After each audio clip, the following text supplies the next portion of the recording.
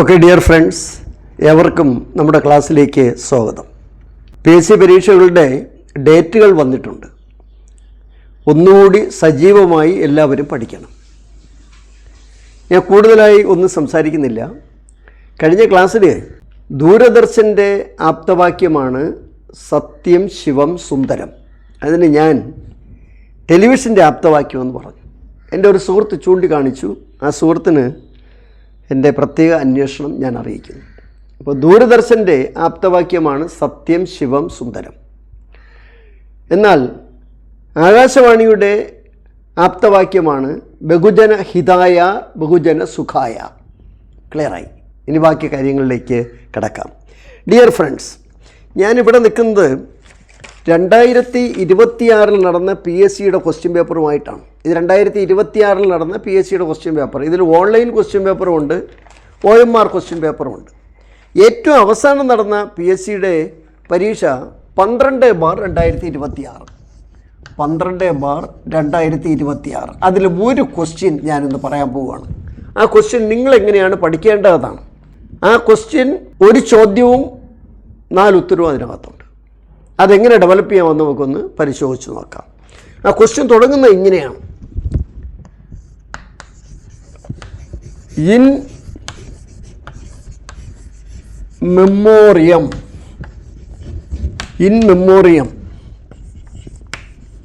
എന്ന ചിത്രം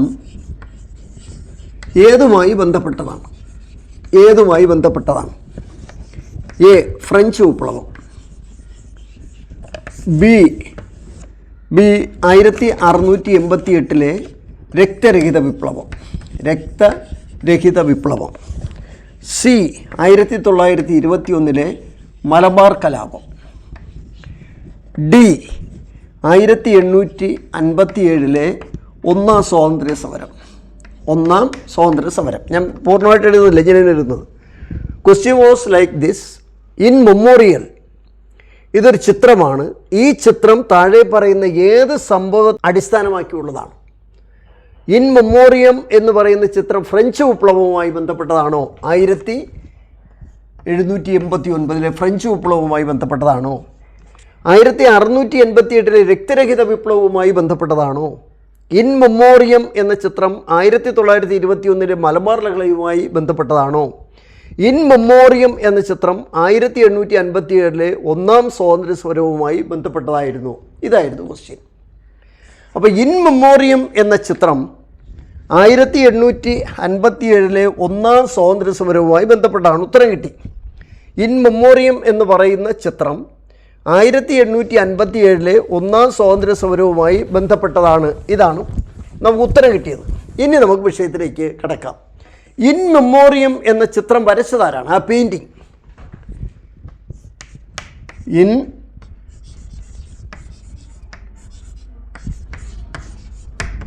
in Memoriam ഇതൊരു പെയിൻറ്റിംഗ് ആണ്, ഓയിൽ പെയിൻറ്റിംഗ് ആണ്.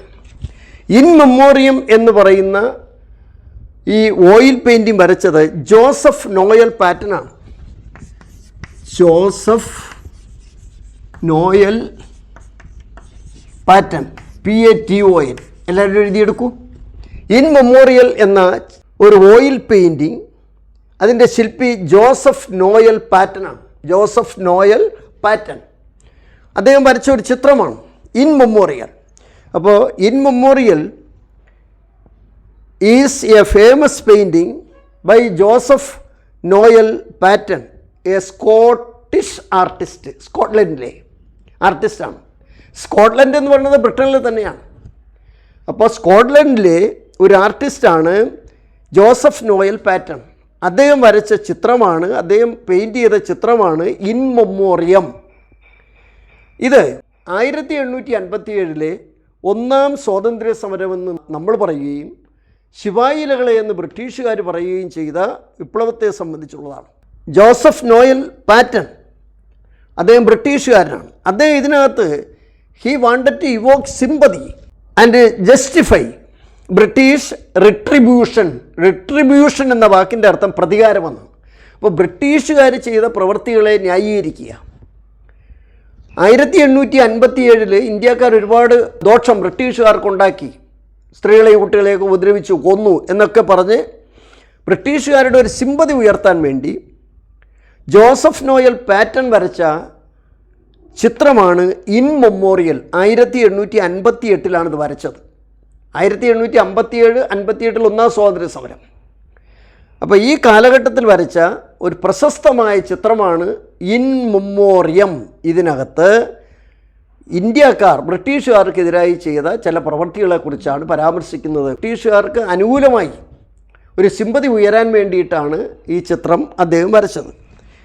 ഇതേപോലെ തന്നെ 1857 ഒന്നാം സ്വാതന്ത്ര്യ സമരവുമായി ബന്ധപ്പെട്ട മറ്റൊരു പ്രധാനപ്പെട്ട ചിത്രമാണ്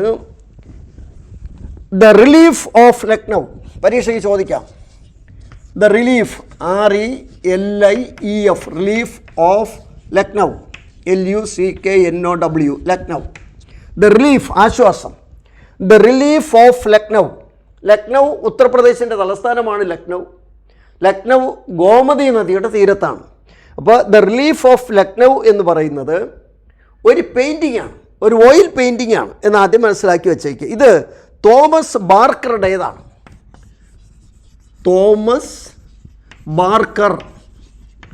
തോമസ് ബാർക്കറുടെ ഒരു പെയിൻറ്റിംഗ് ആണ്. ഇയാൾ ബ്രിട്ടീഷുകാരനാണ്. തോമസ് ബാർക്കറും ബ്രിട്ടീഷുകാരനാണ്.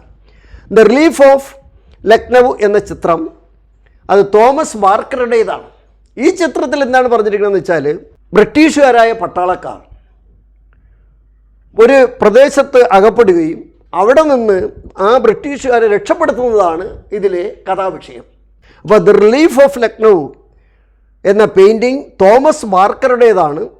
ഇദ്ദേഹം ഒരു ബ്രിട്ടീഷ് പെയിൻറ്ററാണ്.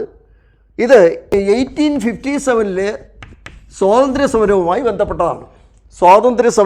ബന്ധപ്പെട്ടതാണ്. The relief of Lucknow. ഇത് വരച്ചത് 1859.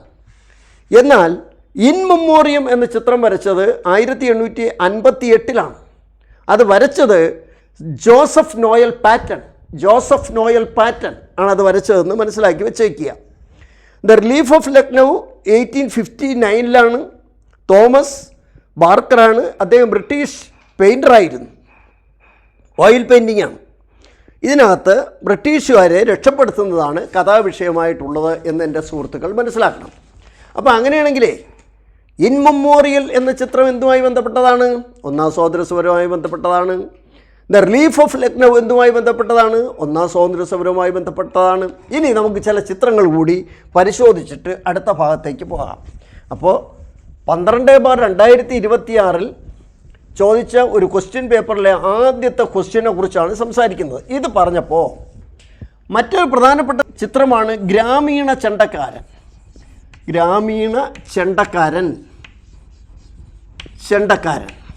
The village drummer. ഗ്രാമീണ ചെണ്ടക്കാരൻ എന്ന ചിത്രം വരച്ചത് നിങ്ങൾ നേരത്തെ കേട്ടിട്ടുള്ള വ്യക്തി തന്നെയാണ്, നന്ദലാൽ ബോസ്. ആരാണ്? നന്ദലാൽ ബോസ് ഇന്ത്യയിലെ പ്രശസ്തനായ പെയിൻറ്ററാണ്, ചിത്രകാരനാണ് നന്ദലാൽ ബോസ്. ബംഗാളിയാണ് നന്ദലാൽ ബോസ്. അത് മാത്രമല്ല, ഈ നന്ദലാൽ ബോസ് അബനീന്ദ്രനാഥ ടാഗോറിൻ്റെ ശിഷ്യനാണ്. അതിനിപ്പോൾ നമ്മൾ വരുന്നുണ്ട്. അപ്പോൾ ഗ്രാമീണ ചെണ്ടക്കാരൻ എന്ന ചിത്രം വരച്ചത് നന്ദലാൽ ബോസാണ്. ഈ നന്ദലാൽ ബോസ് അബനീന്ദ്രനാഥ ടാഗോറിൻ്റെ ശിഷ്യനാണ്. ഇത്രയും മനസ്സിലാക്കി വെച്ചേക്കുക. ഇനി ഗ്രാമീണ ചെണ്ടക്കാരൻ ആരാ വരച്ചത്? പറയൂ. നന്ദലാൽ ബോസ്. അപ്പോൾ നമുക്ക് നന്ദലാൽ ബോസിനെ കുറിച്ചൊന്ന് പരിശോധിച്ച് നോക്കാം. നന്ദലാൽ ബോസ് ബംഗാളിയാണ്. ഇദ്ദേഹത്തിന് രവീന്ദ്രനാഥ ടാഗോറിൻ്റെ പ്രസ്ഥാനങ്ങളുമായി വളരെ ബന്ധമുണ്ടായിരുന്ന ആളാണ് നന്ദലാൽ ബോസ്. ഇദ്ദേഹത്തിൻ്റെ മറ്റ് ചിത്രങ്ങളാണ് ബാപ്പുജി, ഗാന്ധിയെക്കുറിച്ചുള്ളതാണ്. സതി, അദ്ദേഹത്തിൻ്റെ വേറൊരു ചിത്രം. ഇത് PSC പരീക്ഷ ചോദിച്ചാണ്. ഈ സതി, PSC 1 മാർക്ക്. സതി. അടുത്തത് അന്നപൂർണ, അദ്ദേഹത്തിൻ്റെ ഒരു ചിത്രമാണ്.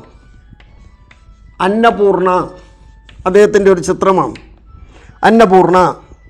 നോക്കൂ, ഇത് മാത്രമല്ല, ഗാന്ധിജി ദണ്ഡി മാർച്ചിന് പോകുന്ന പടം വരച്ച ഇദ്ദേഹമാണ്.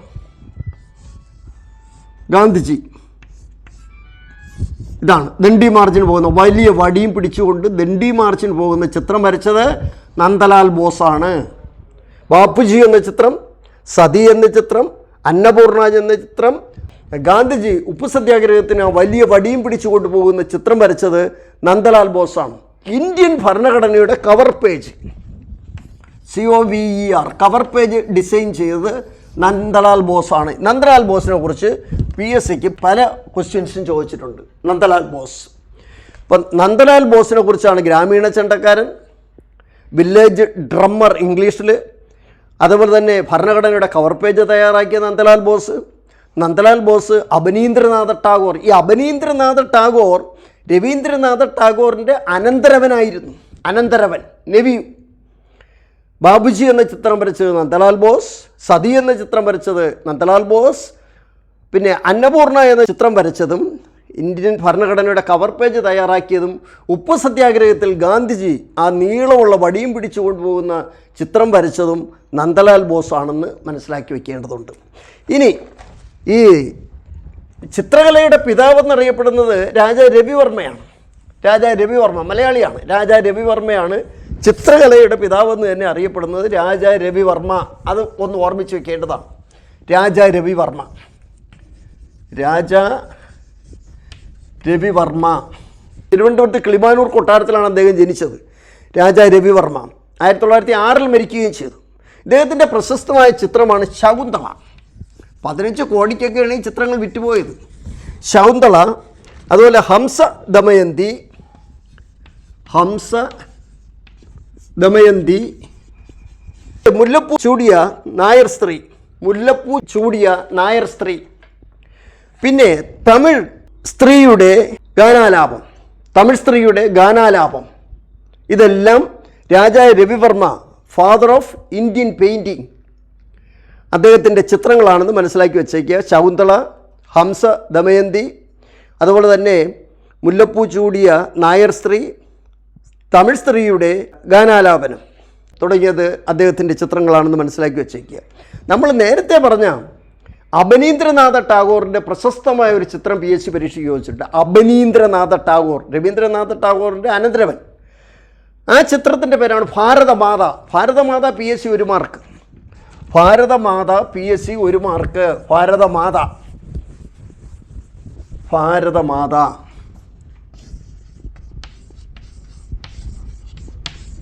ഭാരതമാത അബനീന്ദ്രനാഥ ടാഗോർ, അബനീന്ദ്രനാഥ ടാഗോർ, അബനീന്ദ്രനാഥ ടാഗോറിൻ്റെതാണ് ഭാരതമാത എന്ന് ഓർമ്മിച്ച് വെച്ചേക്കുക.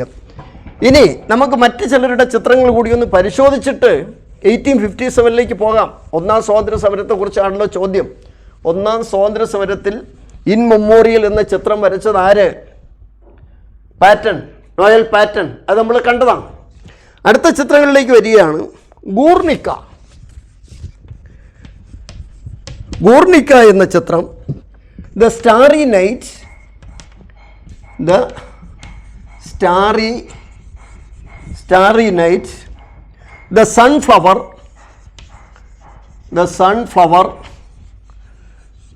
Potato eaters. ഈ ചിത്രം ആർക്കെങ്കിലും ഓർമ്മയുണ്ടോ?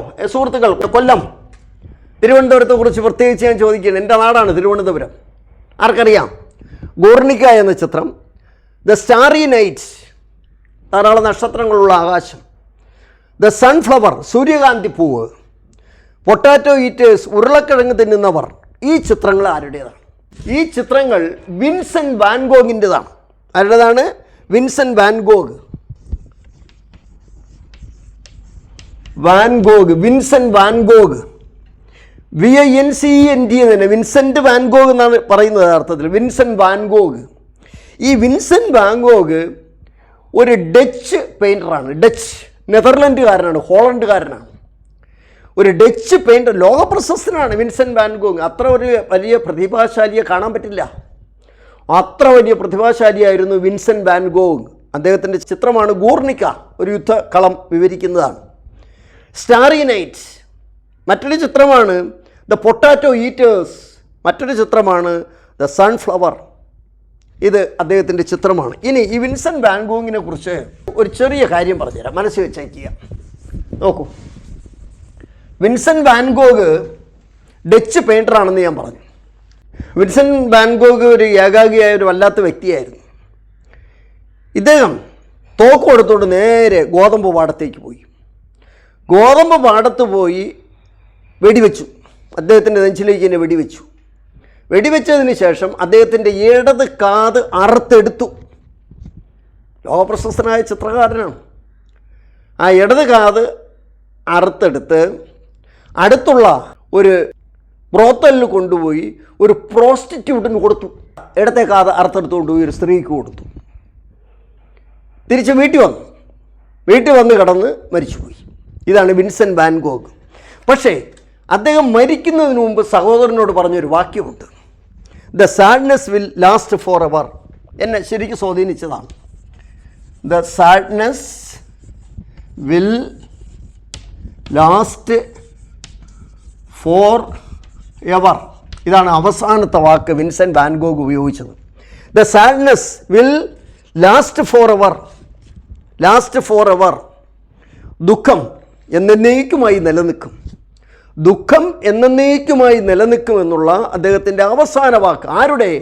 Vincent van Gogh. ആരാണ് Vincent van Gogh? Dutch painter, Netherland. നമ്മൾ ലന്തക്കാരെന്നൊക്കെ പണ്ട് പറഞ്ഞ നെതർലൻഡുകാരാണ്. അപ്പോൾ the sadness will last for ever എന്നുള്ളതാണ് വിൻസെൻ്റ് വാൻ ഗോഗിൻ്റെ അവസാനത്തെ സംസാരം എന്നുള്ളത് മനസ്സിലാക്കി വെച്ചേക്കേണ്ടതാണ്. ദെൻ ഇതേപോലെ പറയുകയാണെങ്കിൽ ഇന്ത്യയിലെ പ്രശസ്തനായ ഒരു ചിത്രകാരനാണ് ജാമിനി റോയ്. ജാമിനി റോയ് ഇന്ത്യൻ പെയിൻറ്ററാണ്. ജാമിനി റോയിയുടെ പ്രശസ്തമായ ചിത്രമാണ് സന്താൾ ഗേൾ, സന്താൾ പെൺകുട്ടി. ജാമിനി റോയ്. ഞാൻ എഴുതിയിടുന്നില്ല. The Cat and the Lobster എഴുതിയിടണോ? JAMINI. ജാമിനി റോയ് ബംഗാളിയാണ്. അദ്ദേഹത്തിൻ്റെ പ്രശസ്തമായ ചിത്രമാണ് സന്താൾ ഗേൾ. അതുപോലെ തന്നെ The Cat and the Lobster, LOBSTR, lobster, പൂച്ചയും വലിയ ചെമ്മീൻ. വലിയ ചെമ്മീനാണ് ലോബ്സ്റ്റർ എന്ന് പറയുന്നത്, ജാമിനി റോയ്. അപ്പോൾ ചുരുക്കി പറഞ്ഞാൽ ഇൻ മെമ്മോറിയം എന്ന ചിത്രം ഏത് ചരിത്ര സംഭവവുമായി ബന്ധപ്പെട്ടതാണ്? 1857 ഒന്നാം സ്വാതന്ത്ര്യ സമരവുമായി ബന്ധപ്പെട്ടതാണ്. അതായിരുന്നു നമ്മുടെ ഉത്തരം. അപ്പോൾ അത് വരച്ചത് ആര് എന്നുള്ള ക്വസ്റ്റ്യൻ ചോദിച്ചപ്പോഴത്തേക്ക് ഞാൻ പറഞ്ഞു ജോസഫ് നോയൽ പാറ്റേൺ. ഇന്ത്യൻ സ്വാതന്ത്ര്യ സമരവുമായി ബന്ധപ്പെട്ട മറ്റൊരു ചിത്രമാണ് ദ റിലീഫ് ഓഫ് ലക്നൗ. അത് വരച്ചത് തോമസ് ബാർക്കർ ആണ്. Thomas Barker. പിന്നെ കുറച്ച് ചിത്രകാരന്മാരെയും കാര്യങ്ങൾ ഞാൻ നിങ്ങളടുത്ത് പറയുകയുണ്ടായി. ഇനി അടുത്ത ഒരു ഭാഗത്തേക്ക് വരികയാണ്. 1857 മെയ് 10 ഒന്നാം സ്വാതന്ത്ര്യ സമരം പൊട്ടിപ്പുറപ്പെട്ടത് ശിപായിലകളാണ്. ഇതിന് മ്യൂട്ടണി എന്നാണ് പറയുന്നത്. ഈ മ്യൂട്ടണിയും റബലിയും തമ്മിലുള്ള വ്യത്യാസം എന്ന് വെച്ചാൽ, മ്യൂട്ടണി എന്ന് വെച്ചാൽ പട്ടാളക്കാരുണ്ടാക്കുന്ന കലാപങ്ങൾക്ക് പറയുന്ന പേരാണ് മ്യൂട്ടണി. ഇവിടെ പട്ടാളക്കാരാണ് കലാപം ഉണ്ടാക്കിയത്. ഈ 1857 മെയ് 10 മീററ്റിൽ ഒന്നാം സ്വാതന്ത്ര്യ സമരം അല്ലെങ്കിൽ ശിപായിലകളെ പൊട്ടിപ്പുറപ്പെട്ടത്. അവർക്ക് ഉപയോഗിക്കാൻ കൊടുത്ത എൻഫീൽഡ് എന്ന തോക്കിൽ ഉപയോഗിക്കേണ്ട തിരകൾ പൊതിഞ്ഞിരുന്നത് കൊഴുപ്പ് പുരണ്ട കടലാസിലായിരുന്നു. ഈ കൊഴുപ്പ് പന്നിയുടെയോ പശുവിൻ്റേതായിരുന്നു എന്നൊരു കിംവദന്തി പരക്കുകയും, ഹിന്ദുക്കൾക്ക് പശു പുണ്യമൃഗമാണ്, മുസ്ലിങ്ങൾക്ക് താല്പര്യമില്ലാത്ത ഒരു മൃഗമാണ് പന്നി, അതുകൊണ്ട് ഇവർ ഈ ഉണ്ടകൾ ഉപയോഗിക്കാൻ തയ്യാറായില്ല. അവിടെയാണ് ഇതിൻ്റെ തുടക്കം. യഥാർത്ഥത്തിൽ ഇതിന് തുടക്കം കുറിച്ചത് മംഗൾ പാണ്ഡെയാണ്. മംഗൾ പാണ്ഡെ ഒരു ബംഗാളിയാണ്. ബംഗാളി പട്ടാളക്കാരനായിരുന്നു മംഗൾ പാണ്ഡെ. ഈ മംഗൾ പാണ്ഡെ ബ്രിട്ടീഷുകാരനെ വെടിവെച്ചു ബാരക്പൂർ പട്ടാള ക്യാമ്പിൽ വെച്ചിട്ട്. പക്ഷേ പട്ടാളക്കാരൻ പിന്നീട് രക്ഷപ്പെട്ടു. കുതിരയുടെ പുറത്താണ് വെടികൊണ്ടത്. ഈ മംഗൾ പാണ്ഡെയെ 1857 ഏപ്രിൽ 8 തൂക്കിക്കൊന്നു. 1857 ഏപ്രിൽ 8 മംഗൾ പാണ്ഡെയെ തൂക്കിക്കൊന്നു. അവിടെ നിന്നാണ് ഇതിൻ്റെ സ്പാർക്ക്, തുടക്കം അവിടെ നിന്നാണ്. ഇനി നമുക്ക് മനസ്സിലാക്കേണ്ടത് PSC പരീക്ഷയ്ക്ക് സ്ഥിരം ചോദിക്കുന്നൊരു ക്വസ്റ്റ്യൻ ഞാൻ പറഞ്ഞുതരാം, പറയട്ടെ. ഈ 1857 ഒന്നാം സ്വാതന്ത്ര്യ സമരം കേന്ദ്രീകരിച്ചത് വടക്കേ ഇന്ത്യയിലാണ് ഒന്ന്. രണ്ട്, അതിൽ തന്നെ ഉത്തർപ്രദേശിലായിരുന്നു ഇത് ഏറ്റവും കൂടുതൽ കേന്ദ്രീകരണം ഉണ്ടായത് ഒന്നാം സ്വാതന്ത്ര്യ സമരത്തിൻ്റെ. അപ്പോൾ ഇതിൻ്റെ കേന്ദ്രങ്ങളും അത് നേതൃത്വം കൊടുത്ത വ്യക്തികളെയും കുറിച്ചാണ് ഇനി ഞാനിവിടെ സംസാരിക്കാൻ പോകുന്നത്. ഒന്നാം സ്വാതന്ത്ര്യ സമരം നടന്ന സ്ഥലങ്ങൾ, അതിന് നേതൃത്വം കൊടുത്തത് ആര് എന്നാണ് പറയാൻ പോകുന്നത്. റെഡിയാണോ? എല്ലാം അറിയാമോ? പറയട്ടെ. ആദ്യത്തെ കേന്ദ്രങ്ങളാണ്. ഇത് കേന്ദ്രങ്ങൾ, ഇത് നേതൃത്വം കൊടുത്തത്. കേന്ദ്രങ്ങൾ, നേതൃത്വം. ആദ്യം മീററ്റ് തന്നെ എടുക്കാം. മീററ്റിൽ ഒന്നാം സ്വാതന്ത്ര്യ സമരത്തിന് നേതൃത്വം കൊടുത്തത് കദം സിംഗ് ആണ്. കദം സിംഗ് ആണ് നേതൃത്വം കൊടുത്തത്. കദം സിംഗ്, KADAM. ഒന്നാം സ്വാതന്ത്ര്യ സമരം മീററ്റിൽ നേതൃത്വം കൊടുത്തത് ആരാണ്? കദം സിംഗ്. KADAM തന്നെ, കദം സിംഗ്. മധുര ദേവി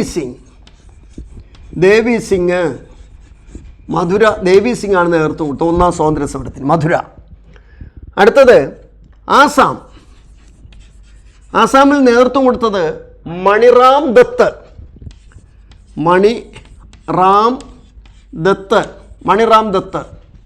അടുത്ത ബറൌട്ട് ഉത്തർപ്രദേശിൽ തന്നെയാണ്. നേതൃത്വം കൊടുത്തത് ഷാമൽ. ഇത് അടിച്ചിട്ട് ഇനി എഴുതാം. അപ്പോൾ മീററ്റിൽ നേതൃത്വം കൊടുത്തത് കദം സിംഗ് ആണ്. അതായത് 1857 റിവോൾട്ടിന് മീററ്റിൽ നേതൃത്വം കൊടുത്തത് കദം സിംഗ് ആണ്, ബ്രിട്ടീഷുകാർക്കെതിരായി. മധുരയിൽ നേതൃത്വം കൊടുത്തത് ദേവി സിംഗ് ആണ്. ആസാമിൽ നേതൃത്വം കൊടുത്തത് മണിറാം ദത്ത്. ഇതൊരു തുണ്ട് എഴുതി വെച്ച് പഠിക്കാനാണ്, ചുവരിൽ എഴുതി ഒട്ടിക്കണം. മണിറാം ദത്ത്. ബറൌട്ടിൽ നേതൃത്വം കൊടുത്തത് ഷാമൽ. ഇത്രയും കാണാതെ പഠിച്ചാൽ നോക്കൂ. മീററ്റിൽ കദം സിംഗ്, മധുരയിൽ ദേവി സിംഗ്, ആസാമിൽ മണിറാം ദത്ത്. ഇതൊക്കെ ചോദിച്ചതാണ്.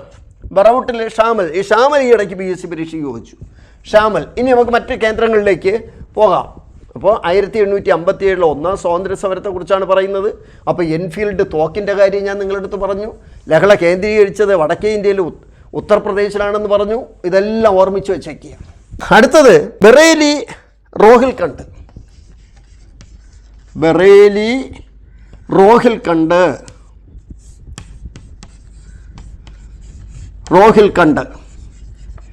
ബറേലി റോഹിൽഖണ്ഡിൽ നേതൃത്വം കൊടുത്തത് ഖാൻ ബഹദൂർ ഖാൻ.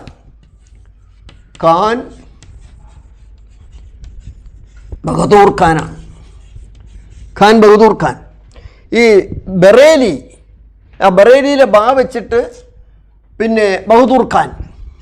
ബറേലി റോഹിൽഖണ്ഡ് എന്ന പ്രദേശത്ത് നേതൃത്വം കൊടുത്തത് ഖാൻ ബഹദൂർ ഖാനാണ് നേതൃത്വം കൊടുത്തത് 1857. ഡൽഹിയിൽ നേതൃത്വം കൊടുത്തത് ഫക്ത് ഖാൻ.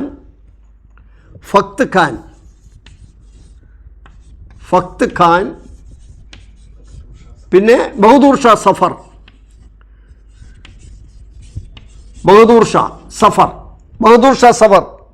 മുഗൾ ചക്രവർത്തി ബഹദൂർ ഷാ സഫർ ആണ് നേതൃത്വം കൊടുത്തത്. അപ്പോൾ ബറേലി റോഹിൽഖണ്ഡിൽ ഖാൻ ബഹദൂർ ഖാൻ, ഡൽഹിയിൽ ഫക്ത് ഖാൻ, അതുപോലെ തന്നെ ബഹദൂർ ഷാ.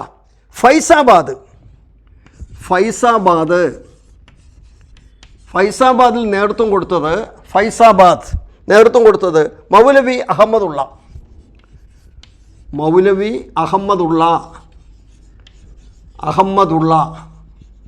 ബറേലി റോഹിൽഖണ്ഡിൽ നേതൃത്വം കൊടുത്തത് ഖാൻ ബഹദൂർ ഖാനാണ്. 1857 റിവോൾട്ട്.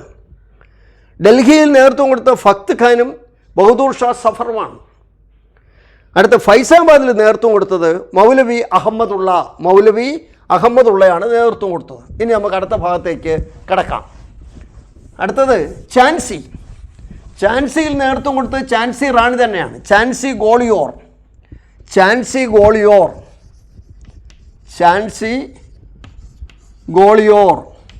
നേതൃത്വം കൊടുത്തത് ഝാൻസി റാണി തന്നെയാണ്.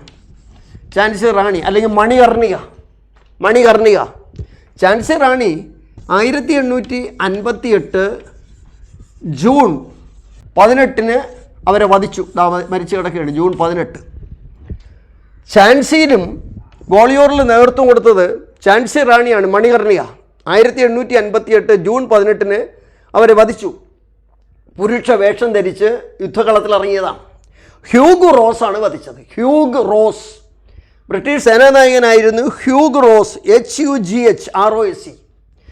HUGHROS ഹ്യൂഗ് റോസാണ് വധിച്ചതെന്ന് ഓർമ്മിച്ച് വെച്ചേക്കുക. അടുത്തത് ലക്നൗ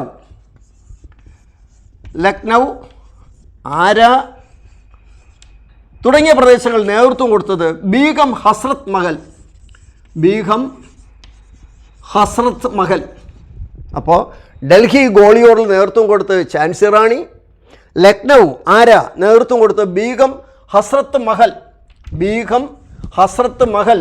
എൻ്റെ സുഹൃത്തുക്കൾ ഒരു തുണ്ടാക്കി ഇതിനെ അങ്ങോട്ടും ഇങ്ങോട്ട് പോകുമ്പോൾ കൊണ്ടു നടന്ന് പഠിക്കണം. ഒരു മാർക്ക് സ്വാതന്ത്ര്യ സമരത്തിൽ നിന്ന് ചോദിക്കുകയാണെങ്കിൽ അത് മിക്കവാറും ഈ ഭാഗത്തു നിന്നാകാൻ സാധ്യതയുണ്ട്. അടുത്തത് കാൺപൂരിൽ നേതൃത്വം കൊടുത്തത് നാനാ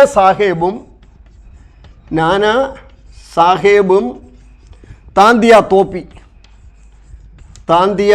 തോപ്പി ഗറില്ല യുദ്ധ മുറ തോപ്പി. കാൺപൂർ നാനാ സാഹേബ് താന്തിയ തോപ്പി. അടുത്തത് ബീഹാർ ആരാ? ജഗദീഷ്പൂർ നേതൃത്വം കൊടുത്തത് കൻവർ സിംഗ്. എല്ലാവരും മനസ്സിലാക്കി വെച്ചേക്കുക. 1857 റിവോൾട്ടിന് നേതൃത്വം കൊടുത്ത കൻവർ സിംഗിന് നേതൃത്വം കൊടുക്കുമ്പോൾ വയസ്സ് 80. എല്ലാവരും മനസ്സിലാക്കിയുള്ളൂ, 80 വയസ്സുണ്ടായിരുന്നു ഈ വിപ്ലവത്തിന് നേതൃത്വം കൊടുക്കുമ്പോഴത്തേക്കും. കൻവർ സിംഗും സേനയും കൂടി ഗംഗാനദിയുടെ ഇക്കരെ കരയിൽ നിൽക്കുകയായിരുന്നു. ബ്രിട്ടീഷുകാർ ഗംഗാനദിയുടെ അക്കരെ കരയിൽ നിൽക്കുകയായിരുന്നു. കൻവർ സിംഗിൻ്റെ കയ്യിൽ ആധുനികങ്ങളായ ആയുധങ്ങളൊന്നുമില്ല. ബ്രിട്ടീഷ് പട്ടാളം വെടിവെച്ചപ്പോൾ കൻവർ സിംഗിൻ്റെ കൈ മുറിഞ്ഞുപോയി. കൻവർ സിംഗ് ആ കൈ വാളെടുത്ത് അറുത്ത് ഗംഗാനദിയിലേക്ക് എറിഞ്ഞു കൊടുത്തു. ഇത് കൻവർ സിംഗിൻ്റെ കഥ. അതുകൊണ്ടാണ് കൻവർ സിംഗിനെ ഇന്ത്യൻ സ്വാതന്ത്ര്യ സമരത്തിലെ അല്ലെങ്കിൽ 1857 റിവോൾട്ടിൻ്റെ വന്ധ്യവയോധികൻ എന്ന് വിളിക്കുന്നത് കൻവർ സിംഗ്. അത്രമാത്രം ആളുകൾക്ക് ഇഷ്ടമായിരുന്നു. അത് മാത്രമല്ല, വടക്കേ ഇന്ത്യയിലെ മുത്തശ്ശിമാർ തൻ്റെ പേരക്കുട്ടികൾക്ക് പറഞ്ഞു കൊടുക്കുന്ന കഥയാണ് കൻവർ സിംഗിൻ്റെ ധീരമായ പോരാട്ടത്തെക്കുറിച്ചാണ് പറഞ്ഞു കൊടുക്കുന്നത്. കൻവർ സിംഗ്, ഇത് നിങ്ങൾ മനസ്സിലാക്കി വയ്ക്കേണ്ടതുണ്ട്. കൻവർ സിംഗ്. അലഹബാദിൽ നേതൃത്വം കൊടുത്തത് ലിയാഖത്ത് അലി ഖാൻ.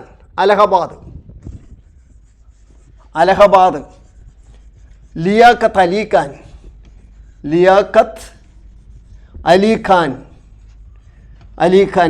അലി ഖാൻ അലഹബാദിൽ നേതൃത്വം കൊടുത്തത് ലിയാഖത്ത് അലി ഖാനാണ്. അലഹബാദ് എന്ന് കേട്ടപ്പോൾ PSC പരീക്ഷയ്ക്ക് പറഞ്ഞ 2 ക്വസ്റ്റ്യൻ ഞാൻ പറഞ്ഞുതരാം. ഒന്ന്, ഈ അലഹബാദ് ഉത്തർപ്രദേശിൻ്റെ ഹൈക്കോടതിയുടെ ആസ്ഥാനമാണ്. അലഹബാദ് ഏറ്റവും പ്രധാനപ്പെട്ട ഹൈക്കോടതി ഇരിക്കുന്ന അലഹബാദിലാണ്. ഈ അലഹബാദിലെ ഹൈക്കോടതിയാണ് ഇന്ദിരാഗാന്ധി അഴിമതിക്കാരി ആണെന്ന് വിധിച്ചത്. അലഹബാദ് ഹൈക്കോടതിയാണെന്ന് എൻ്റെ സുഹൃത്തുക്കൾ ഓർമ്മിച്ച് വെക്കേണ്ടതാണ്. അപ്പോൾ അലഹബാദിൽ നേതൃത്വം കൊടുത്തത് ലിയാഖത്ത് അലി ഖാൻ. ബീഹാർ ആരാ? ജഗദീഷ്പൂരിൽ നേതൃത്വം കൊടുത്തത് കൻവർ സിംഗ്. ഝാൻസി റാണി ഗോളിയോറിൽ നേതൃത്വം കൊടുത്തു. ലക്നൗ ആരയിൽ ബീഗം ഹസ്രത്ത് മഹൽ നേതൃത്വം കൊടുത്തു. ഡൽഹിയിൽ ഫക്ത് ഖാനും ബഹദൂർ ഷാ സഫറും നേതൃത്വം കൊടുത്തു. ഫൈസാബാദിൽ മൗലവി അഹമ്മദുള്ള നേതൃത്വം കൊടുത്തു. ബറേലി റോഹിൽഖണ്ഡിൽ ഖാൻ ബഹദൂർ ഖാൻ നേതൃത്വം കൊടുത്തു. ബറൌട്ട് ഷാമൽ ആസാം മണിറാം ദത്ത്. മധുര ദേവി സിംഗ്. മീററ്റിലെ കദം സിംഗ് ആണ് നേതൃത്വം കൊടുത്തത്. 1857 റിവോൾട്ട് എന്ന് എൻ്റെ സുഹൃത്തുക്കൾ മനസ്സിലാക്കി വയ്ക്കേണ്ടതുണ്ട്. 1848 മുതൽ 56 വരെ ലോർഡ് ഡൽഹൌസി ആയിരുന്നു ഇന്ത്യയുടെ ഗവർണർ ജനറൽ ഓഫ് ഇന്ത്യ. ഈ ഡൽഹൌസിയുടെ ഭരണപരിഷ്കാരങ്ങളാണ് ഈ വിപ്ലവത്തിന് കാരണമായി തീർന്നത്. ഡൽഹൌസി ഏർപ്പെടുത്തിയ റെയിൽവേ സമ്പ്രദായം, ടെലിഗ്രാഫ്, പോസ്റ്റൽ സംവിധാനങ്ങൾ, അതുപോലെ തന്നെ ദത്തെടുക്കാനുള്ള അവകാശം നിഷേധിച്ചത്, ഇതെല്ലാമാണ് വിപ്ലവത്തിന് കാരണമായി തീർന്നത്. യാഥാസ്ഥിതിക മനോഭാവമുള്ള ആളുകൾക്ക് ഇദ്ദേഹത്തിൻ്റെ പരിഷ്കാരങ്ങൾ മനസ്സിലായില്ല. അപ്പോൾ ഒന്നാം സ്വാതന്ത്ര്യ സമരം ഒരു ജനകീയ മുന്നേറ്റമായിരുന്നു എന്നുള്ളതിൽ സംശയം വേണ്ട. ജനകീയ മുന്നേറ്റത്തെ സർ നിക്കോൾസൺ ആണ് അടിച്ചമർത്തി ഡൽഹി തിരിച്ചു പിടിച്ചത്. സർ ജോൺ നിക്കോൾസൺ ആണ് ഡൽഹി തിരിച്ചു പിടിച്ചതെന്നും മനസ്സിലാക്കി വയ്ക്കേണ്ടതുണ്ട്. ഇനി അടുത്ത് ഇതിലെ ബി ഓപ്ഷനാണ് അടുത്ത ഓപ്ഷൻ. ഈ ക്വസ്റ്റ്യനിൽ അടുത്ത ഓപ്ഷൻ ഫ്രഞ്ച് വിപ്ലവമാണ്. ഫ്രഞ്ച് വിപ്ലവം ഒന്ന് ഓടിച്ച് 2-3 സെൻറ്റൻസുകൾ പറഞ്ഞു തരാൻ പോവുകയാണ്. ഫ്രഞ്ച് വിപ്ലവം എന്ന് എൻ്റെ സുഹൃത്തുക്കൾ ഹെഡിങ് എഴുതും. ഫ്രഞ്ച് വിപ്ലവം. 1789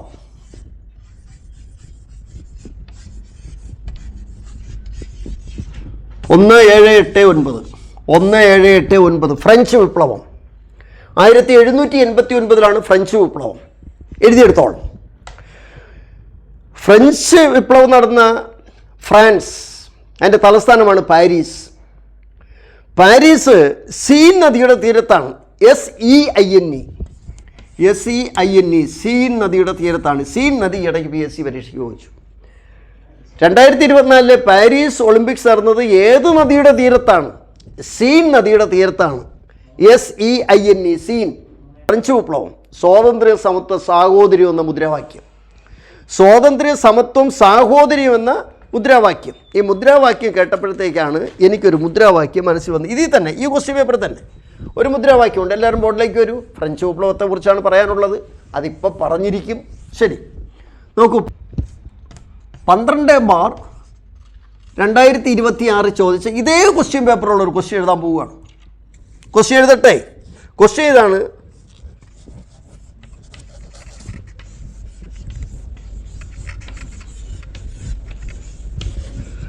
സാൻ മിൻ ചൂയി എന്നതാണ് നമ്മൾ കുഴഞ്ഞത് തന്നെ. സാൻ മിൻ ചൂയി ഈ ക്വസ്റ്റ്യൻ പേപ്പറിൽ കിടക്കുകയാണ്.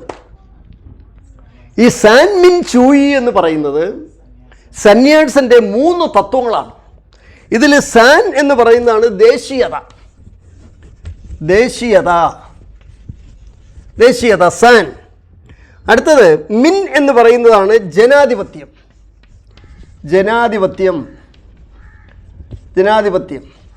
ഇത് സ്വാതന്ത്ര്യം.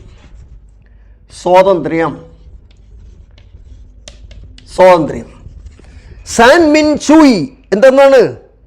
അത് സന്യാസൻ്റെ 3 തത്വങ്ങളാണ്. ദേശീയത, ജനാധിപത്യം, സ്വാതന്ത്ര്യം. അദ്ദേഹത്തിൻ്റെ 3 തത്വങ്ങൾ. അത് ചൈനീസ് ഭാഷയിൽ സാൻ മിൻ ചൂയി എന്നാണ് പരീക്ഷയ്ക്ക് ചോദിച്ചത്. സന്യാസൻ ചൈനയുടെ രാഷ്ട്രപിതാവാണ്.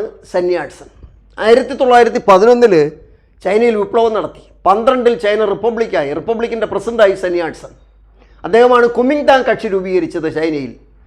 അദ്ദേഹം 1925 മരിച്ചു. സന്യാസൻ. അപ്പോൾ നമുക്ക് ഫ്രഞ്ച് വിപ്ലവത്തിലേക്ക് വന്നാൽ എന്താ വരണ്ടേ? ഫ്രഞ്ച് വിപ്ലവത്തെക്കുറിച്ചാണ് പറയേണ്ടത്. ശരി, ഫ്രഞ്ച് വിപ്ലവത്തെക്കുറിച്ച് പറഞ്ഞപ്പോൾ സ്വാതന്ത്ര്യ സമത്വ സാഹോദര്യം എന്ന മുദ്രാവാക്യം വിളിച്ചു. ഫ്രഞ്ച് വിപ്ലവം നടന്നത് ഫ്രാൻസിലാണെന്നും തലസ്ഥാനം പാരീസ് ആണെന്നും ഞാൻ പറഞ്ഞത് ഓർമ്മിച്ച് വെച്ചേക്കുക. ഈ ഫ്രാൻസ് ഭരിച്ചുകൊണ്ടിരുന്ന രാജവംശം PSC പരീക്ഷയ്ക്ക് ചോദിച്ചിട്ടുണ്ട്. ബൂർബൺ രാജവംശം. Bourbon PSC 1 mark. ബൂർബൺ രാജവംശം, അതിലാണ് ലൂയി രാജാക്കന്മാർ. ബൂർബൺ രാജവംശത്തിനെതിരായിട്ടുള്ള പോരാട്ടമാണ്. ലൂയി രാജാക്കന്മാർ ഏകാധിപതികളായിരുന്നു. അതേപോലെ തന്നെ അതിനു മുമ്പൊരു പരീക്ഷയ്ക്ക് ചോദിച്ചാണ് ഹബ്സ്ബർഗ് രാജവംശം എടുത്തതാണ്. Habs HABSBURG Habsburg. ഇത് PSC 1 മാർക്ക്. PSC Habsburg. ഈ ഹബ്സ്ബർഗ് രാജവംശം ഓസ്ട്രിയ ഹംഗറിയിലെയാണ്. ഓസ്ട്രിയ ഹംഗറി രാജവംശമാണ് HABS ഹബ്സ്ബർഗ് രാജവംശം എന്നുള്ളത് എൻ്റെ സുഹൃത്തുക്കൾ ഓർമ്മിച്ച് വയ്ക്കേണ്ടതാണ്.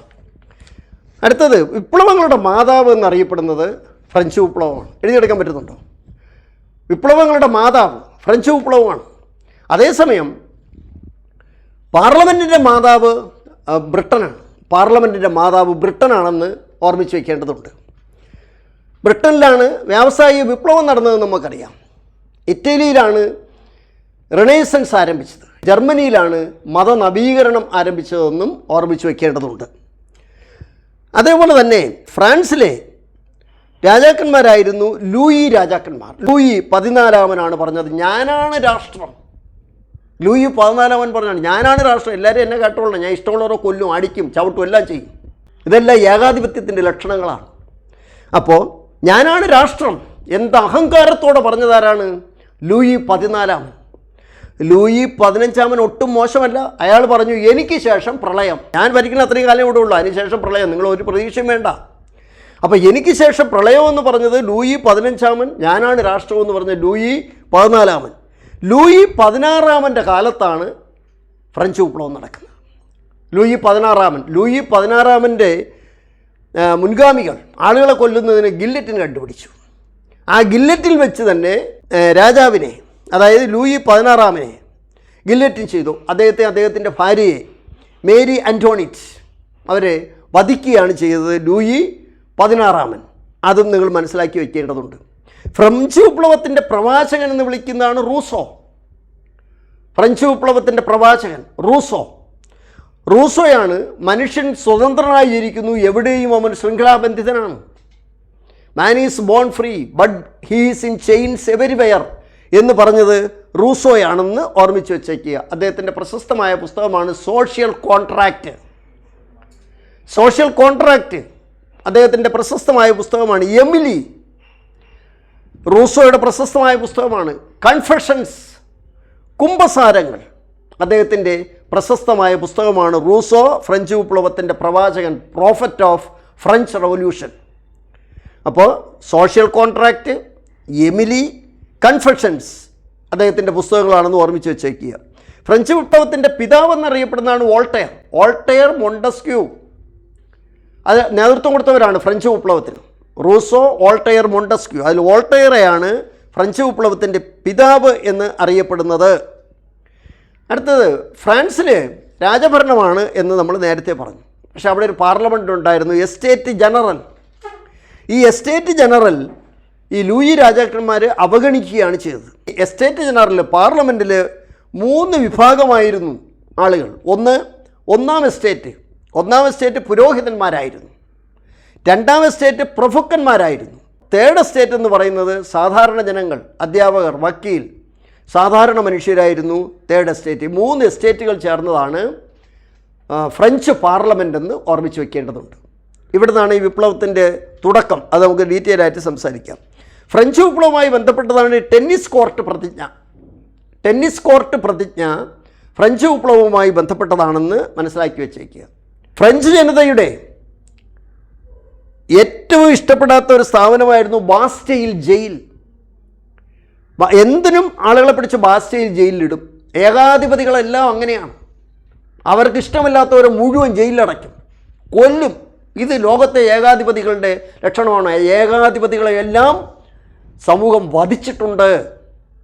ഇവിടെ ബാസ്റ്റൈൽ ജയിൽ തകർത്തത് 1789 ജൂലൈ 14 ആ പരീക്ഷയ്ക്ക് ചോദിക്കുന്നതാണ്. ജൂലൈ 14 ജനങ്ങൾ കൂട്ടമായി ചെന്ന് ഈ ഏകാധിപത്യത്തിൻ്റെ സിമ്പലായ ബാസ്റ്റൈൽ ജയിലിനെ അടിച്ച് തകർത്ത് ജയിൽ പുള്ളികൾ പുറത്തേക്ക് വന്ന് വിപ്ലവത്തിൽ പങ്കെടുത്തു. ഒരിക്കൽ ജനങ്ങൾ വിശക്കുന്നു എന്ന് പറയാനായിട്ട് ബാസ്റ്റൈൽ ജയിലിലെ ഗവർണറെ കാണാൻ പോയി. അപ്പോൾ ഗവർണർ പറഞ്ഞു, നിങ്ങൾക്ക് വിശക്കുന്നു അല്ലേ, പരിഹാരം ഞാൻ ഉണ്ടാക്കിത്തരാം, പുല്ല് പറിച്ച് തിന്നാൻ പറഞ്ഞു ബാസ്റ്റൈൽ ജയിലിലെ ഗവർണർ. വിപ്ലവം നടക്കുമ്പോഴത്തേക്ക് വിപ്ലവകാരികൾ ഈ ഫ്രഞ്ച് ജയിൽ ഗവർണറെ പിടിച്ച് തലയറുത്ത് തലയ്ക്കകത്ത് പുല്ല് കുത്തിക്കയറ്റി ഒരു കുന്തത്തിൽ വെച്ച് ജാഥ നടത്തി. മനുഷ്യവർഗത്തിൻ്റെ ചരിത്രം അതാണ്. ഏകാധിപതികൾ ഓർമ്മിച്ച് വെച്ചേക്കുക. ഇതെല്ലാം സംഭവിക്കുമെന്നുള്ളത് സത്യമാണ്. ലോകത്ത് മുഴുവൻ സംഭവിച്ചിട്ടുണ്ട്. ഹിറ്റ്ലർ വായ്ക്കകത്തേക്ക് വെടിവെച്ച് മരിച്ചു. മുസോളിനി ആളുകൾ കല്ലെറിഞ്ഞു കൊന്നു. ഇസഡേ ഫൂട്ടെ തൂക്കി കൊന്നു. ഇങ്ങനെ എത്ര മനുഷ്യരെയാണ് വിപ്ലവങ്ങളുടെ അടിസ്ഥാനത്തിൽ അവർക്ക് ജീവൻ ത്യജിക്കേണ്ടി വന്നത്. അതുപോലെ തന്നെ ഫ്രഞ്ച് വിപ്ലവത്തിൻ്റെ സന്തതി എന്നറിയപ്പെടുന്നതാണ് നെപ്പോളിയൻ ബോണപ്പാർട്ടിനെ കുറിച്ച് 2 ക്വസ്റ്റ്യൻ PSC പരീക്ഷ ചോദിച്ചിട്ടുണ്ട്. കോണ്ടിനെൻ്റൽ പോളിസി നടപ്പിലാക്കിയത് നെപ്പോളിയൻ ബോണപ്പാർട്ടാണ്. കോണ്ടിനെൻ്റൽ പോളിസി യൂറോപ്പിലെ രാജ്യങ്ങളെല്ലാം കൂടെ ഒരുമിച്ച് നിർത്തി ബ്രിട്ടനെ ആക്രമിക്കുക എന്നുള്ളതാണ് കോണ്ടിനെൻ്റൽ പോളിസി നടപ്പിലാക്കിയത് നെപ്പോളിയൻ ബോണപ്പാർട്ടാണ്. പക്ഷേ നെപ്പോളിയൻ ബോണപ്പാർട്ട് 1815 വാട്ടർലൂ യുദ്ധത്തിൽ മരിച്ചു. വാട്ടർലൂ ബെൽജിയത്തിലാണ്. ബെൽജിയത്തിൻ്റെ തലസ്ഥാനമാണ് ബ്രസൽസ്. അപ്പോൾ വാട്ടർലൂ യുദ്ധം 1815 നെപ്പോളിയൻ പരാജയപ്പെടുന്ന യുദ്ധമാണ്. ഫ്രഞ്ച് വിപ്ലവത്തെ ആസ്പദമാക്കി ബ്രിട്ടീഷ് എഴുത്തുകാരനായ ചാൾസ് ഡിക്കൻസ് എഴുതിയ ഒരു നോവലിൻ്റെ പേരാണ് a tail of 2 cities. Tale കഥ. എ ടെയിൽ ഓഫ് 2 സിറ്റീസ് എഴുതിയ ചാൾസ് ഡിക്കൻസ് ആണ്. അദ്ദേഹത്തിൻ്റെ ഓമന പേരാണ് ബോസ്, ചാൾസ് ഡിക്കൻസ്. അദ്ദേഹത്തിൻ്റെ പ്രശസ്തമായ കഥകൾ അറിയാം. A tail of 2 Cities, Little Dorrit, Hard Times, Nicholas Nickleby, David Copperfield, Great Expectation. ഇതൊക്കെ ചാൾസ് ഡിക്കൻസ് എന്ന പ്രശസ്തനായ എഴുത്തുകാരൻ്റെ കഥകളാണ്, നോവലുകളാണെന്ന് എൻ്റെ സുഹൃത്തുക്കൾ മനസ്സിലാക്കി വയ്ക്കേണ്ടതുണ്ട്. അതേപോലെ തന്നെ നെപ്പോളിയൻ്റെ കോണ്ടിനെൻ്റൽ പോളിസി ഞാൻ നേരത്തെ പറഞ്ഞു. ഇത് ഓർമ്മിച്ച് വെച്ചേക്കുക. ഇനി നമ്മൾ മനസ്സിലാക്കാനുള്ളത് ഫ്രഞ്ച് വിപ്ലവത്തിൻ്റെ ആവേശം ഉൾക്കൊണ്ടുകൊണ്ട് മൈസൂർ കടുവ എന്ന് പറയുന്ന ടിപ്പു സുൽത്താൻ അദ്ദേഹത്തിൻ്റെ തലസ്ഥാനമായ ശ്രീരംഗപട്ടണത്ത് സ്വാതന്ത്ര്യത്തിൻ്റെ വൃക്ഷം നട്ടു, ട്രീ ഓഫ് ലിബർട്ടി നട്ടു ശ്രീരംഗപട്ടണത്തിൽ, മൈസൂരിൻ്റെ തലസ്ഥാനമായിരുന്നു. അതുപോലെ തന്നെ ജാക്കോബിൻ ക്ലബ്ബ് എന്ന് പറയുന്നത് ഫ്രഞ്ച് ജനതയുടെ പുരോഗമനപരമായ ഒരു ക്ലബ്ബാണ് ജാക്കോബിൻ ക്ലബ്ബ്. അതിൻ്റെ ശാഖ അദ്ദേഹം ശ്രീരംഗപട്ടണത്ത് തുടങ്ങി. 1792 ശ്രീരംഗപട്ടണ സന്ധി. അതിൻ്റെ അടിസ്ഥാനത്തിലാണ് ബ്രിട്ടീഷുകാർക്ക് മലബാർ ലഭിച്ചത്, വയനാട് ഒഴികെയുള്ള മലബാർ ലഭിച്ചത്. 1799 ടിപ്പുവിനെ വധിച്ചത്. 1799 ടിപ്പുവിനെ വധിച്ചതെന്ന് മനസ്സിലാക്കി വച്ചേക്കേണ്ടതുണ്ട്. ടിപ്പുവിൻ്റെ വാളെ 15 കോടി രൂപയ്ക്കാണ് വിജയ് മല്യ വാങ്ങിയത്. 15 കോടി. ടിപ്പുവിൻ്റെ ഒരു ശക്തി നിങ്ങളൊന്ന് ആലോചിച്ച് നോക്കുക. വാളിന് 15 കോടി രൂപ ലേലത്തിൽ പിടിച്ചു, വിജയ് മല്യ പിടിച്ചു. അത് ഓർമ്മിച്ച് വെച്ചേക്കുക. അടുത്ത ഈ ക്വസ്റ്റ്യൻ പേപ്പറുള്ള ഒരു ഓപ്ഷനാണ് ഗ്ലോറിയസ് റെവല്യൂഷൻ, രക്തരഹിത വിപ്ലവം. എഴുതിയെടുക്കാൻ പറ്റുന്നുണ്ടോ എന്തോ, സ്പീഡ് കൂടിപ്പോയി പറയൂ. 1688-89 രക്തരഹിത വിപ്ലവം 1. രക്തരഹിത വിപ്ലവം നടന്നത് ബ്രിട്ടനിലാണ് 2. രക്തരഹിത വിപ്ലവത്തിന് കാരണക്കാരനായ രാജാവ് ജെയിംസ് രണ്ടാമനാണ്. ജെയിംസ് രണ്ടാമൻ എന്ന് പറയുന്നത് റോമൻ കത്തോലിക്ക വിഭാഗത്തിൽപ്പെട്ട രാജാവായിരുന്നു ജെയിംസ് രണ്ടാമൻ. അദ്ദേഹത്തിൻ്റെ മകളെ പേരാണ് മേരി 2. അദ്ദേഹത്തിൻ്റെ മരുമകനാണ് വില്യം 3. വില്യം 3 മരുമകൻ, മേരി 2 മോള്. അച്ഛൻ്റെ പേരാണ് ജെയിംസ് രണ്ടാമൻ. പക്ഷേ മോളും മരുമകനും പ്രൊട്ടസ്റ്റൻ്റ് വിഭാഗത്തിൽപ്പെട്ടവരാണ്. പ്രൊട്ടസ്റ്റൻ്റ്, അച്ഛൻ കത്തോലിക്ക, റോമൻ കത്തോലിക്ക വിഭാഗത്തിൽപ്പെട്ടതാണ്. റോമൻ കത്തോലിക്ക വിഭാഗത്തിൽപ്പെട്ട ജെയിംസ് രണ്ടാമനെ മകൾ മേരിയും മരുമകൻ വില്യം ഓഫ് ഓറഞ്ച് എന്ന് പറയുന്ന ഈ ഓറഞ്ച് എന്ന് പറയുന്ന സ്ഥലം നെതർലൻഡിലാണ്. നെതർലൻഡിലെ രാജകുമാരനായിരുന്നു ഈ വില്യം. അവർ നേരെ ഇംഗ്ലണ്ടിലേക്ക് വന്നു. എന്നിട്ട് അച്ഛൻ്റെ അടുത്ത് പറഞ്ഞു, അധികാരമെല്ലാം ഇങ്ങോട്ട് തരണം, ഞങ്ങൾ പ്രൊട്ടസ്റ്റൻ്റ് വിഭാഗത്തിൽപ്പെട്ടവരാണ്, അച്ഛൻ ഒരു ഏകാധിപതിയാണ്. അച്ഛൻ ഉയിരും കൊണ്ട് ഓടി. അങ്ങനെ ഒരു തുള്ളി രക്തം പോലും ചിന്താതെ ബ്രിട്ടൻ്റെ ഭരണസാരഥ്യം മേരിയും വില്യം ഓഫ് ഓറഞ്ചും കൂടി ഏറ്റെടുത്തു. എന്നിട്ട് മേരിയും വില്യവും പാർലമെൻറ്റിന് കൂടുതൽ അവകാശങ്ങൾ കൊടുക്കുകയും ബിൽ ഓഫ് റൈറ്റിൽ ഒപ്പിടുകയും ചെയ്തു. അപ്പോൾ പെറ്റീഷൻ ഓഫ് റൈറ്റ്സ് ഒപ്പിട്ടത് ചാൾസ് ഒന്നാമനാണ് 1628. പെറ്റീഷൻ ഓഫ് റൈറ്റ് എന്ന് പറയുന്നത് പാർലമെൻറ്റിൻ്റെ കുറച്ച് അവകാശങ്ങൾ സമ്മതിച്ചു കൊടുത്തതാണ് പെറ്റീഷൻ ഓഫ് റൈറ്റ്. അത് ചാൾസ് ഒന്നാമനാണ് ഒപ്പിട്ടതെന്ന് മനസ്സിലാക്കി വെക്കേണ്ടതുണ്ട്. ഇനി കുറേ കാലം പാർലമെൻറ്റ് കൂടാതിരുന്നു. പിന്നെ പാർലമെൻറ്റ് വിളിച്ചുകൂടി. 20 വർഷത്തേക്കുള്ളൊരു പാർലമെൻറ്റ് കൂടി. ലോങ് പാർലമെൻറ്റ് ബ്രിട്ടനുമായി ബന്ധപ്പെട്ടതാണ്. ഒളിവർ ക്രോംവെലിൻ്റെ നേതൃത്വത്തിലുണ്ടാക്കിയ പാർലമെൻറ്റിൻ്റെ പേരാണ് Rump parliament. Right 0. Rump parliament രൂപീകരിച്ചത് ഒളിവർ ക്രോംവെല്ലാണ്. ഒളിവർ ക്രോംവെൽ ഓർമ്മിച്ച് വെച്ചേക്കുക. ഒളിവർ ക്രോംവെൽ ഇതും ഓർമ്മിച്ച് വെച്ചേക്കുക. അപ്പോൾ രക്തരഹിത വിപ്ലവം അല്ലെങ്കിൽ ഗ്ലോറിയസ് റെവല്യൂഷൻ നടന്നത് ബ്രിട്ടനിലാണെന്ന് ഓർമ്മിച്ച് വെക്കേണ്ടതുണ്ട്. ഒളിവർ ക്രോംവെല്ലിൻ്റെ കാലഘട്ടമാണ് കോമൺവെൽത്ത് കാലഘട്ടം എന്നറിയപ്പെടുന്നത്. കോമൺവെൽത്ത് കാലഘട്ടം എന്നറിയപ്പെടുന്നത് ഒളിവർ ക്രോംവെല്ലിൻ്റെ കാലഘട്ടമാണെന്ന് അറിയേണ്ടതുണ്ട്.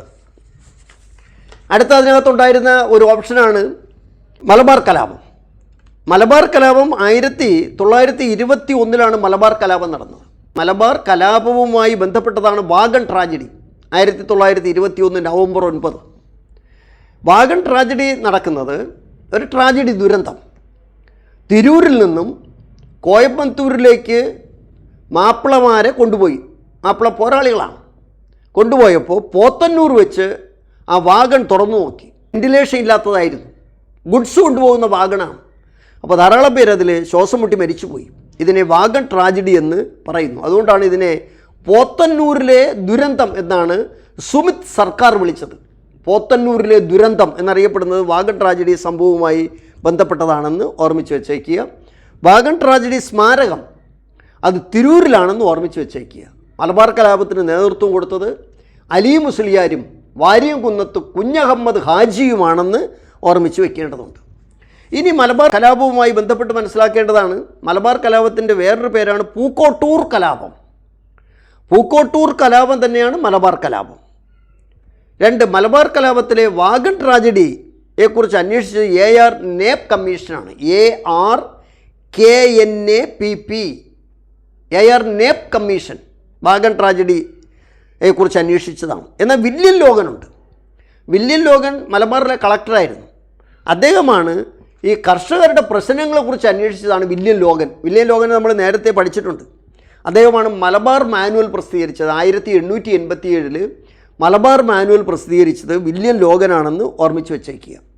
മലബാർ കലാപവുമായി ബന്ധപ്പെട്ട മറ്റൊരു കമ്മിറ്റിയാണ് T L. Strange committee. 1852 1852 T L. Strange committee, William Logan committee, അതുപോലെ തന്നെ എ.ആർ. നേപ്പ് കമ്മിറ്റി, ഈ കമ്മിറ്റികളെല്ലാം മലബാർ കലാപവുമായി ബന്ധപ്പെട്ടതാണെന്ന് ഓർമ്മിച്ച് വയ്ക്കേണ്ടതുണ്ട്. അതുപോലെ ഇവിടെ മനസ്സിലാക്കേണ്ട മറ്റൊരു കാര്യം, 1921 എന്ന് പറഞ്ഞപ്പോൾ 21ൻ്റെ ചില പ്രത്യേകതകൾ പറഞ്ഞുകൊണ്ട് ഈ ക്ലാസ് അവസാനിപ്പിക്കാം. അല്പം സ്പീഡ് കൂടുതലാണെങ്കിൽ അത് എഴുതണം, കേട്ടെഴുതിയെടുക്കുക തന്നെ വേണം. 1921 പൂക്കോട്ടൂർ കലാപം, മലബാർ കലാപം. അലി മുസ്ലിയാരും വാര്യംകുന്നത്ത് കുഞ്ഞഹമ്മദ് ഹാജി നേതൃത്വം കൊടുത്ത പൂക്കോട്ടൂർ കലാപം എന്ന് പറയുന്നത് മലബാർ കലാപം തന്നെ. അതുപോലെ തന്നെ 1921 KPCCയുടെ ആദ്യ മീറ്റിംഗ് ഒറ്റപ്പാലത്ത് നടന്നു. ഒറ്റപ്പാല സമ്മേളനം 1921.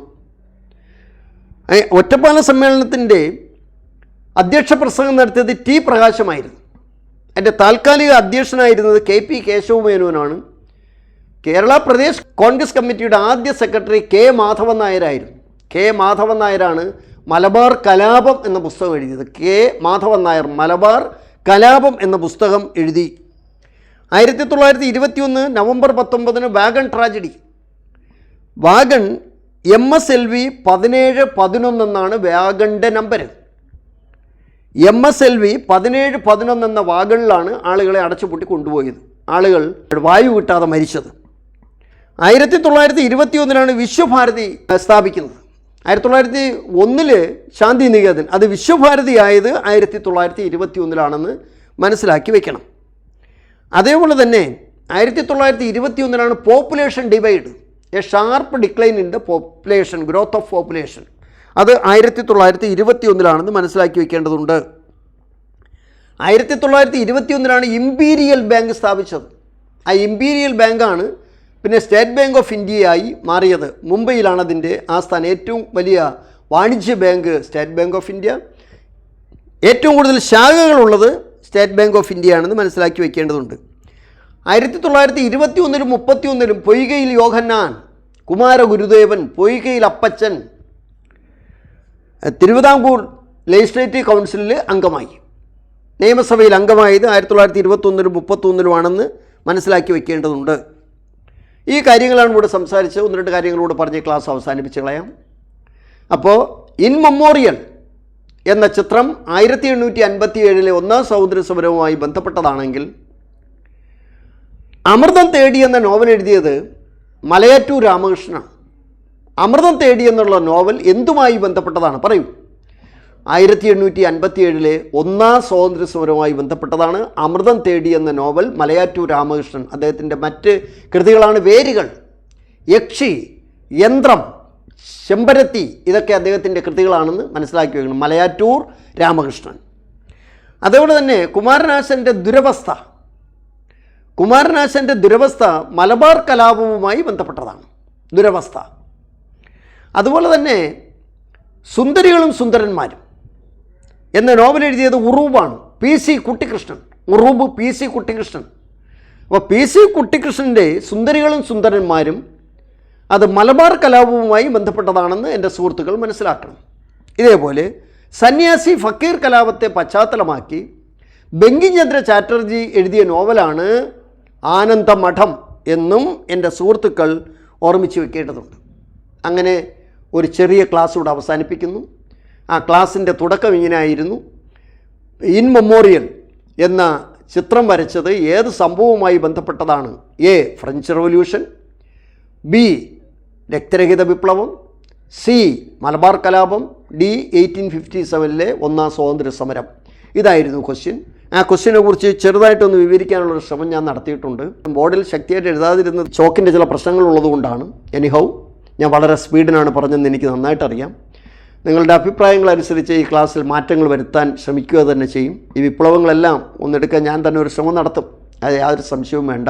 അപ്പോൾ ഫ്രഞ്ച് വിപ്ലവം 1789, ഗ്ലോറിയസ് റവല്യൂഷൻ 1688, ഇന്ത്യൻ സ്വാതന്ത്ര്യ സമരം ഒന്നാം 1857, റഷ്യൻ വിപ്ലവം 1917, ചൈനീസ് വിപ്ലവം 1911, ചൈനയിലെ സാംസ്കാരിക വിപ്ലവം 1966, ചൈന ജനകീയ റിപ്പബ്ലിക്കായത് 1949 ഒക്ടോബർ 1. നിർത്തട്ടെ? എല്ലാ പിന്തുണയും തരുമോ? പരീക്ഷയ്ക്ക് നന്നായിട്ട് പഠിച്ച് ജയിക്കുമോ? ജയിക്കും എന്ന് വിശ്വസിച്ചുകൊണ്ട് ഈ ചെറിയ ക്ലാസ് കൂടെ അവസാനിപ്പിക്കുന്നു. കാണുന്നവരെല്ലാവരും അഭിപ്രായം എഴുതണം. എന്നാലേ ഈ 72ാമത്തെ വയസ്സിൽ എനിക്ക് ശക്തിയോടെ നിങ്ങൾക്ക് കാര്യങ്ങൾ പറഞ്ഞു തരാൻ പറ്റൂ. നിങ്ങൾ അല്ലെങ്കിൽ അവസാനം വരെ എഴുതുക, ചക്രവാളി സാർ യു പ്ലീസ് നിർത്തിയിട്ട് പൊയ്ക്കോളൂ എന്നെഴുതിക്കോളൂ. എനിക്ക് വിരോധമില്ല. നന്ദി, നമസ്കാരം.